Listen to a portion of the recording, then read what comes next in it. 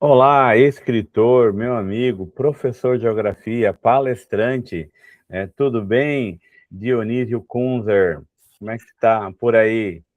Bom dia, Israel. Tudo bem? Tudo na Santa Paz. Que bom. Então temos aí uma novidade importante que quando eu li eu falei, nossa, esse livro ele traz uma reflexão, ele traz uma crítica, ele traz apontamentos e também traz, né, fatos, vamos dizer assim, reais, né, e de uma forma muito interessante, que é o uso da ironia, né? Então, o teu livro, Fantasmas Pedagógicos, Relatos de um Professor, olha só, é um livro importante, eu acredito que ele traz questões essenciais. E como é que, vamos começar aí um pouquinho, como é que foi produzir esse livro? Ele parte do quê? Uma experiência de vida? Como é que é essa questão do próprio livro? A construção dele? Então, Israel, eu estava. Sabe que como é que é? No dia a dia dos professores acontecem muitas coisas em sala de Hum. aula, fora dela. Quando você passa a ser professor, você é professor 24 horas por dia, né? Então, seja 7 dias por semana, chega nas férias, se encontra aluno, os alunos não te olham assim, ô Dionísio, tudo bem? Não, ô professor, né? Então, tu virou professor. E algumas coisas, digamos assim, diferentes do dia a dia acabaram acontecendo, e eu acabei anotando isso lá numa planilhazinha que eu tinha. Não, isso aqui eu quero anotar, porque se um dia acontecer de novo, eu já sei como agir, né?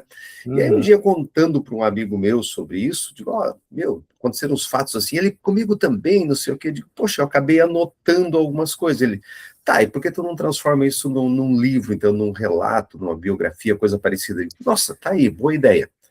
Aí comecei a transformar aquilo em textos maiores, tal, e aí, conversando com outros e com outros, surgiu a ideia de montar esse livro, esse compêndio de ideias ou de fatos que ocorreram na minha vida profissional, que cá entre nós não é tão pequeno assim, são 35 anos, estou no meu 36º ano de sala de aula, então tem algumas historinhas para serem contadas com certeza. Sim, interessante. Você é professor de geografia, né, que é uma disciplina que tem muito, todas eu acho que tem, mas umas tem menos debates, né? Então, assim, Sim, tem muita interação, tem muita, né, tem muitas, pode ter muita, pode, né, uma possibilidade de sair da sala de aula, porque tem a geografia física, sol, chuva, árvore, né, ao mesmo tempo geopolítica. eu sempre falo para os alunos, eu não gosto de dar aulas, eu gosto de fazer aula, porque a aula é feita, tipo, chega na sala, conforme a Uhum, recepção do aluno, você começa a abordar o conteúdo tal, e ali vai. Então, eu provoco eles a participação, porque é uhum. interessante esse debate, essa troca, e a geografia propicia isso de forma muito categórica, com certeza. Sim, então essa tua motivação vem dessas experiências da sala de aula do ponto de vista real. Real. Tipo assim, o que está ali no livro não é nada inventado, tudo aconteceu de Uhum. fato. Lembro alguns como se fosse hoje, embora já passaram alguns anos, porque assim, marcou na minha vida aqueles fantasmas que estão ali. E aí que vem a questão, né, meu querido escritor? Fantasmas pedagógicos. Por que que eles são fantasmas, né? Por que esses relatos, né? Por que essa ideia dos fantasmas?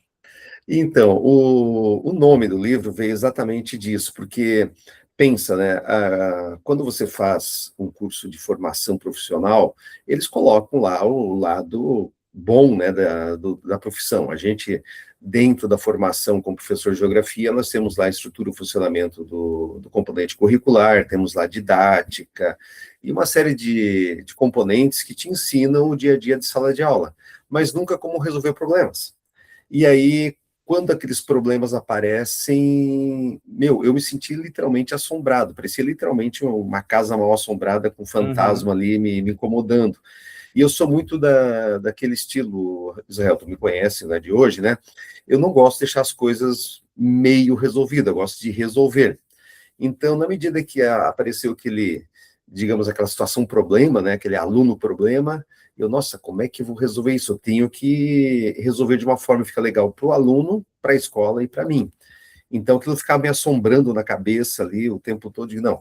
que eu vou fazer? Por isso, eu fiz questão de manter a palavra fantasma, porque, assim, são coisas que assombram todos os professores. Como a gente fala, né, o professor tem métodos de tortura bem práticos, né, que é o diário, né, falou em nota, Aham. os alunos já correm. Uhum.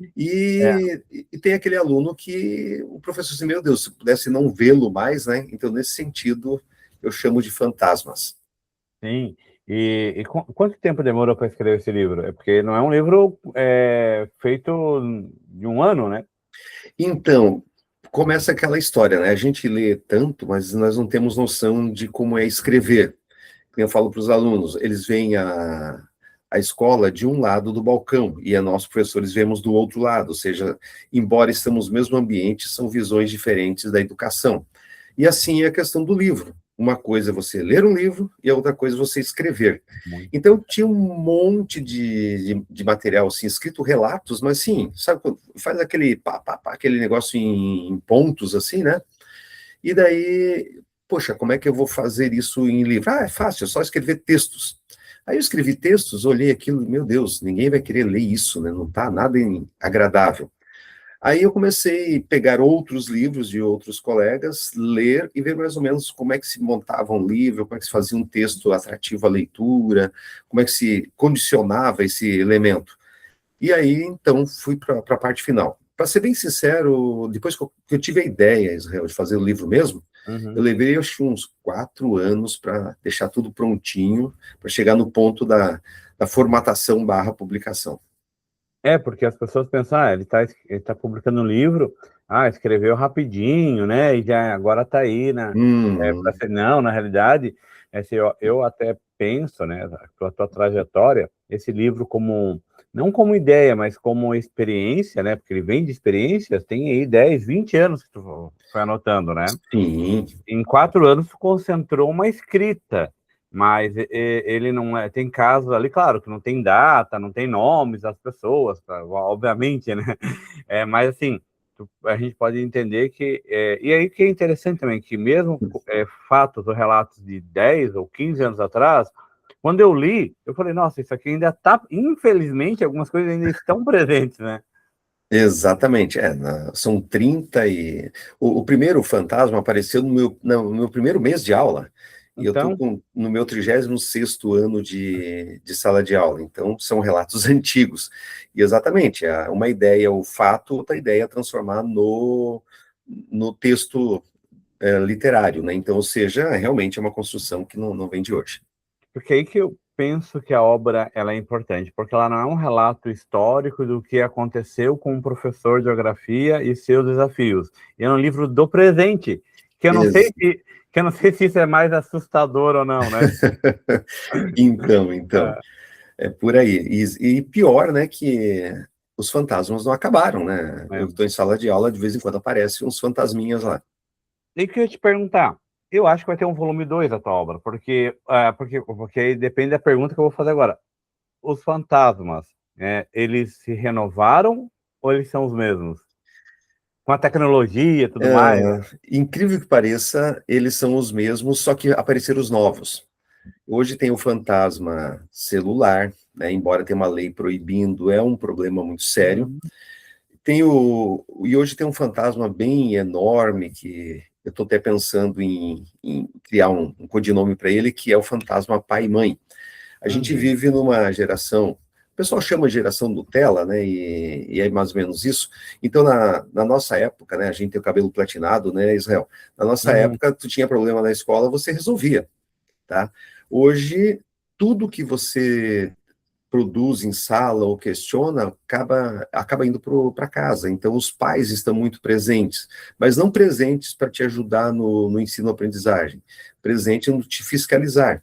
Então, hoje, nossa, é raro o mês, a semana que não tem um pai ou uma mãe na escola questionando uma atitude barra trabalho de um professor. E aí eu vejo isso como um grande fantasma também. Tipo, a gente está literalmente pisando em Boa. ovos o tempo todo. E aí, como tratar esse caso dos pais? Aí, mas a escola, entre aspas, protege o professor. Tem casos que não. Tem casos que você é obrigado a conversar diretamente com os pais e explicar que 6 e meia dúzia são a mesma coisa, né? Então, ou seja, é um outro fantasma muito grande que está aparecendo hoje, que é, não sei se é a presença, né, mas assim, é a intervenção da família no teu trabalho. Eles não vêm para a escola para dizer, foi legal o que tu fez, né, ou, em outras palavras, assim, foi bacana a tua atitude. Eles vêm para questionar por que tu fez isso, o porquê o meu filho, aquilo que você disse, o meu filho não está preparado para ouvir. Será que não está mesmo? Então, ou seja, né, como dizer um não para um pai, fazendo com que ele entenda que aquele não é necessário, né? É um Sim, fantasma. hoje a, a vontade privada quer ser posta numa situação pública, porque a escola é pública, laica, né? Então, muitas visões religiosas equivocadas, né? Às vezes até às vezes o pai nem conhece das referências religiosas e quer vir colocar para o professor um sermão que o filho dele tem que ser assim, o assado. E aí acaba fazendo uma coisa que desde 1891 não existe mais, né? Que é o Estado é laico, né? Então, quem tem as diretrizes do ensino é a escola que o professor faz, né? Não vamos dizer assim, ele dá essa aula, ele faz em cima de umas referências já preparadas, né? Que são os currículos nacionais. Então, ou seja, às vezes o professor é colocado, né, na parede por estar fazendo o que a lei pede. Sim, sim. Não, foi o que aconteceu há 2 semanas comigo.